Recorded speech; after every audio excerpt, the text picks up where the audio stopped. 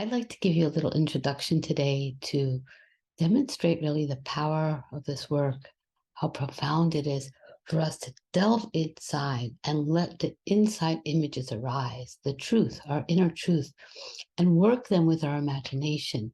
For when we really listen to our imagination, we begin a dialogue with a conscious, unconscious mind together, right? So what emerges from the unconscious becomes available to the conscious. And we do that by looking within. We do that by short little inductions, short little exercises. And we're going to try one or two today together. So you get a sense of the work and how it might move you, right? The images move us. When we do the imagery and participate in the exercises, it's an experience. It's a living experience. And when we have these experiences inside, things on the outside begin to shift. So we had a big blockage, and all of a sudden something appears in the image and there's movement. Very often things on the outside in our daily world start moving for us. We work through problems. We may even get a new job or something that we didn't necessarily anticipate. I'm going to give you one little exercise now that you could all do on your own after the class to start trusting our inner self, our inner world.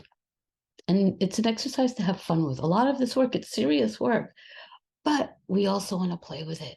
We also want to have fun with it. We want to let the imagination participate, not fantasy, right? We're not forcing anything on ourselves from the outside. We're letting things rise from the inside.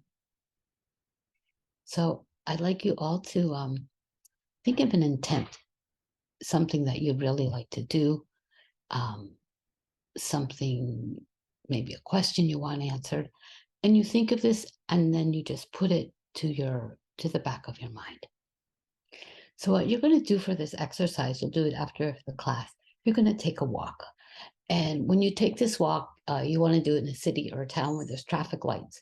So each time you get to a red traffic light, you're going to turn towards the green and cross the street, always with this intent in the back of your mind that may sort of a question you've posed. And you just pay attention to things along the way, not trying to force anything.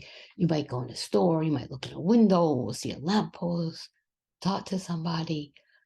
You let whatever has to arise, what you notice, you notice. At the end of this half-hour walk, just take a pause, take a second to reflect. Was anything with your intent answered? Maybe jot a few notes down and then continue about your day. For example, I had a friend who really was questioning, should she adopt a cat or not? So she posed this as a question, not thinking anything of it. So she takes her walk down a street she had never been before, and she passes a pet store. She goes, okay, there's a pet store here, and tries not to make anything too much of it. But then all of a sudden from a driveway, she had crossed the street at a green light, this cat comes out and rubs against her legs. That had never happened to her before on a walk. She continues, she stops in the store to get some water. She's thirsty. And on the way out, there's a bulletin board. And on the bulletin board, there's a picture of a cat, Oscar the cat. And it says, Oscar the cat's for adoption. So she writes down the number. Long story short, when she gets home, she calls the number, and now she's very happily living with Oscar the cat. And as other synchronicities always work, the irony is the night before, she was having dinner with her friend, Oscar. So these things, we just start paying attention. The more we start paying attention, and again, just trusting the inside, we're going to notice more things like this happen. I mean, I'm sure you've all thought of somebody and all of a sudden they call you or you hear about them or something like that. So again, we're delving inside. We may go inside and in an image when you're sort of guided along this process and see a big block in the road and you can't get through it. You don't know what to do. So we go with your eyes closed in this case when we do the process, the practice. We'll go back in and we're going to address that block in the road, right? And we'll see what do we need to do with it. That's called a necessity, right? So that if you don't sort of deal with it, you'll remain with this block, whatever it was, in your waking life, once your eyes are open. So we might go back in and you'll see how you work with this, right? It's going to be your image, your process with a guide or a facilitator along the way. So until you really start just doing this naturally all the time on your own. So with a big block, it may be a big stone. Maybe you become really strong and you lift up the strong and you put it on the side. Maybe you find another way to, you look around, you see what's there, what the issue is there in the image, and then maybe you blast the rock open so you continue on the way and you see what's on the other side, what you went through, where you're going. So then in your daily life, you might feel, whoop, something like that may begin to shift. I'd like to offer you one exercise today to give you a little bit of a sample of this work, of this imagery. There may be something very unexpected there. We call that the jolt. When we have a jolt, things start sort of reorganizing for us and our imagination gets freed. What's on the subconscious starts to rise up and there's movement, right? This work is about movement. It's not about being static. It's an experience. It's an experience to have from the inside rising up.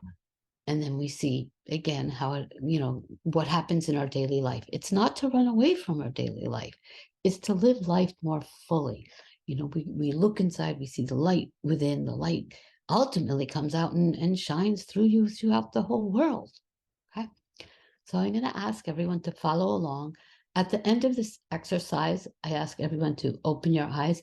And please open your eyes then, even if you're not sure of your image or you haven't felt you had one, open your eyes, right? We don't want the mental mind to over-engage and fish for something that's not there. So everybody, I invite you to sit upright with your back against the back of the chair, your buttocks on the chair, your feet on the floor.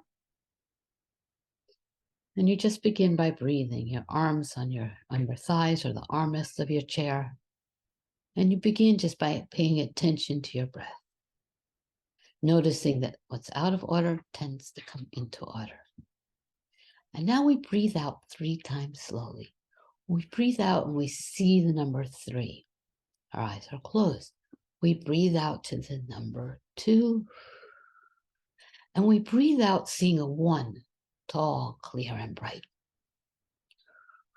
Imagine that you're entering a rose garden and you're looking at all the different varieties of the roses. You may feel the scents filling you up. Then you choose a rose, one rose that attracts you now and today. And you're going to breathe out and you walk towards this rose and you walk around the rose. You notice the petals, the leaves, are there thorns?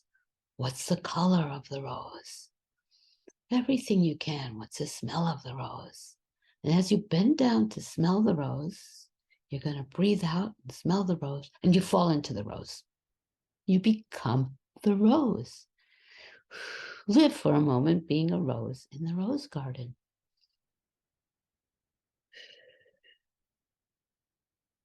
And you breathe out slowly and you come out of the rose. And you observe yourself.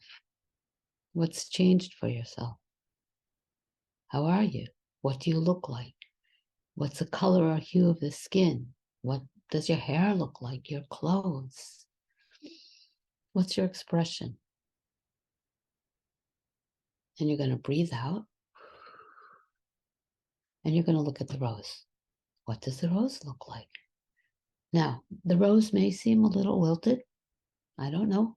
If that's the case, you're going to take a watering can and you water the rose and you see what happens, still with your eyes closed. And then you're going to breathe out and you're going to open your eyes, seeing yourself and this rose with open eyes.